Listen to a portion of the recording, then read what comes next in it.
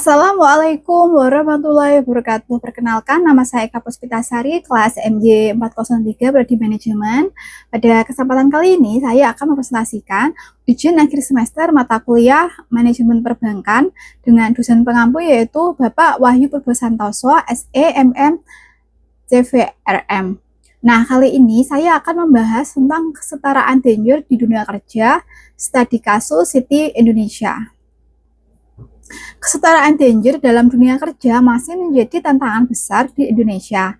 Meskipun data Bank Dunia pada tahun 2021 mencatat bahwa 54% perempuan usia produktif telah bekerja. Angka ini masih tertinggal dibandingkan dengan tetangga. Hambatan seperti norma budaya, ketimpangan upah, dan rendahnya representasi perempuan dalam kepemimpinan menjadi kendala utama. Citi Indonesia menunjukkan kemajuan positif dengan mencatat 56% karyawan perempuan di seluruh level organisasi. Komitmen ini diwujudkan melalui prinsip meritokrasi dan program pemberdayaan seperti Citi Peka, yang juga menyasar perempuan dan masyarakat luas. Namun, tantangan secara nasional masih besar. Oleh karena itu, perlu analisis lebih lanjut dan solusi konkret agar praktik baik seperti Citi dapat menjadi inspirasi dalam menciptakan lingkungan kerja yang adil dan inklusif dan memberdayakan perempuan secara menyeluruh. Lalu berikut ini adalah pentingnya inklusi di Indonesia. Yang pertama yaitu cerminan keberagaman. Indonesia dikenal dengan keberagaman budaya, bahasa, dan agama yang tersebar di lebih dari 17.000 pulau. Keberagaman ini menjadi identitas bangsa yang harus dijaga dan dikembangkan. Lalu yang kedua yaitu potensi ekonomi. Inklusi sosial membuka peluang bagi seluruh komponen masyarakat untuk berkontribusi pada perekonomian, termasuk kelompok yang selama ini terpinggirkan seperti perempuan dan penyandang disabilitas. Lalu yaitu kunci kepembangunan. Menurut CEO Citi Indonesia, Bathara Sianturi, inklusi sosial menjadi kunci dalam memanfaatkan keragaman untuk pembangunan Indonesia yang lebih baik dan kuat.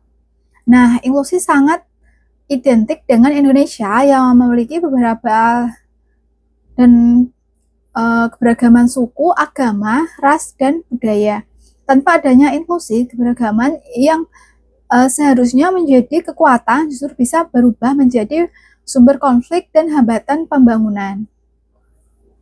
Lalu yang berikutnya yaitu tantangan inklusi di tempat kerja. Yang pertama yaitu meritokrasi. Sistem penilaian berdasarkan prestasi dan kemampuan. Lalu yang kedua yaitu kesetaraan gender. Kesempatan setara bagi pria dan perempuan. Lalu yaitu peran perempuan, yaitu pengakuan kontribusi perempuan dalam organisasi. Nah, meskipun kesetaraan gender telah menjadi agenda global, implementasinya di tempat kerja masih menghadapi berbagai tantangan. Stigma sosial, stereotip gender, dan kebijakan yang tidak sensitif gender masih menjadi hambatan bagi perempuan untuk mencapai potensi penuh mereka di dunia kerja. Bathara Sianturi menegaskan bahwa tugas untuk mewujudkan inklusi ada di semua level, mulai dari lingkungan keluarga, sekolah, tempat kerja, hingga masyarakat secara luas.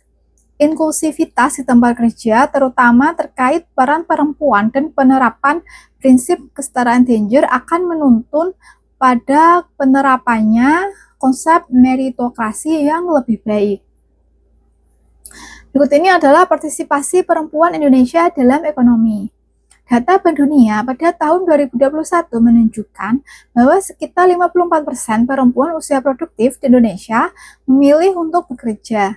Meskipun angka ini menunjukkan peningkatan dari tahun ke tahun sebelumnya, masih ada kesenjangan yang signifikan antara partisipasi laki-laki dan perempuan dalam angkatan kerja. Faktor-faktor yang mempengaruhi rendahnya partisipasi perempuan dalam angkatan kerja antara lain yaitu tanggung jawab rumah tangga, akses pendidikan yang terbatas, diskriminasi di tempat kerja, serta norma sosial dan budaya yang masih membatasi peran perempuan di sektor publik.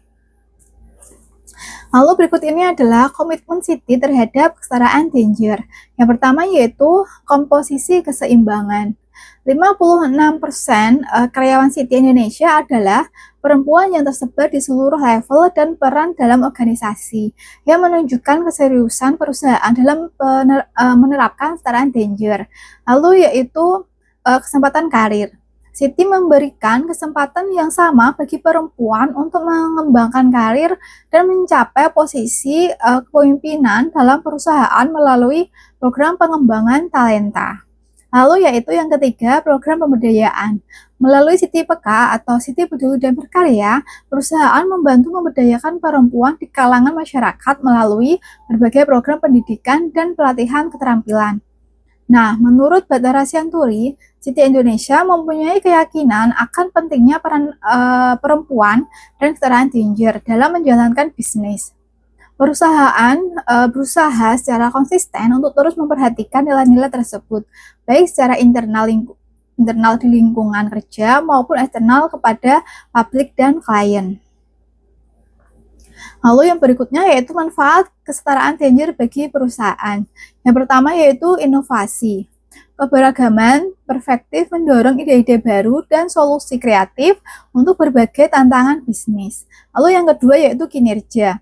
Studi menunjukkan perusahaan dengan keseimbangan gender memiliki kinerja keuangan yang lebih baik.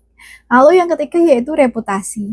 Komitmen terhadap kesetaraan gender meningkatkan citra perusahaan di mata konsumen dan investor.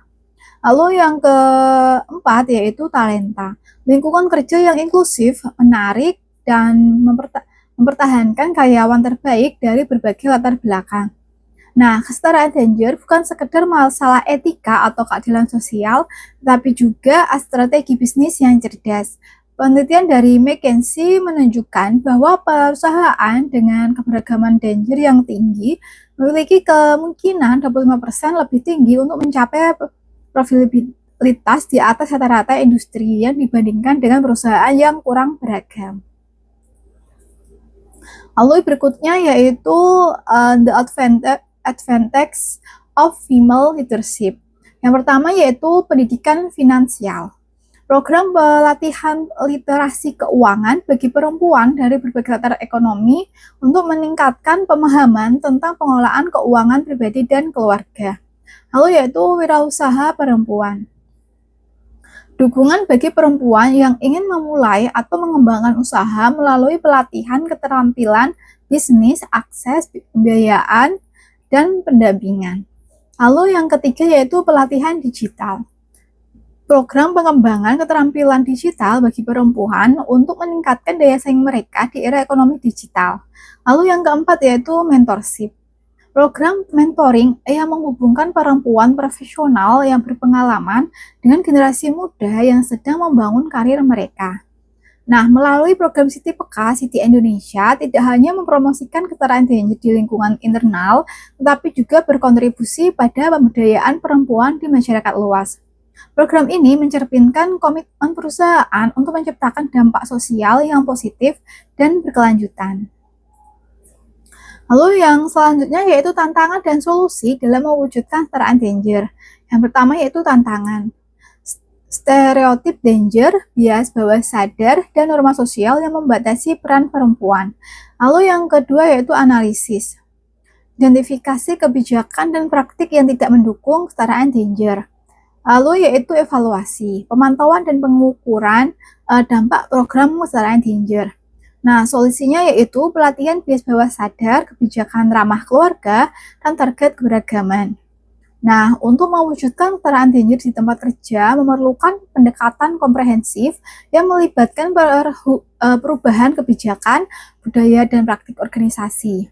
Siti Indonesia telah menerapkan berbagai inisiatif untuk mengatasi tantangan ini, termasuk program pelatihan tentang bias bawah sadar, kebijakan yang mendukung keseimbangan kehidupan kerja, dan target untuk meningkatkan representasi perempuan di posisi kepemimpinan.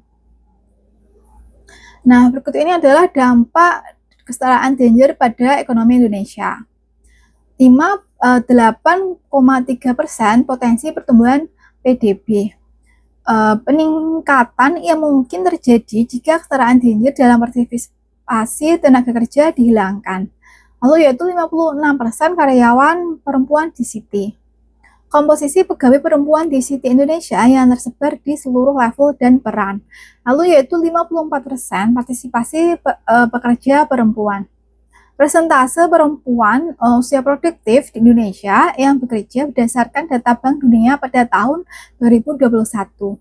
Nah, kesetaraan gender bukan hanya tentang hak asasi manusia, tapi juga tentang pembangunan ekonomi yang inklusif dan berkelanjutan. Menurut studi McKinsey, Indonesia dapat menambahkan 135 miliar USD ke PDB ke tahunannya pada tahun 2025 dengan meningkatkan partisipasi perempuan dalam perekonomian. Dengan mendukung kesetaraan gender, perusahaan seperti Citi tidak hanya berkontribusi pada pencapaian tujuan pembangunan berkelanjutan, tapi juga membantu meningkatkan daya saing ekonomi Indonesia di tingkat global. Lalu berikut ini adalah data penunjang nasional dan global. Cukup sekian presentasi dari saya. Wassalamualaikum warahmatullahi wabarakatuh.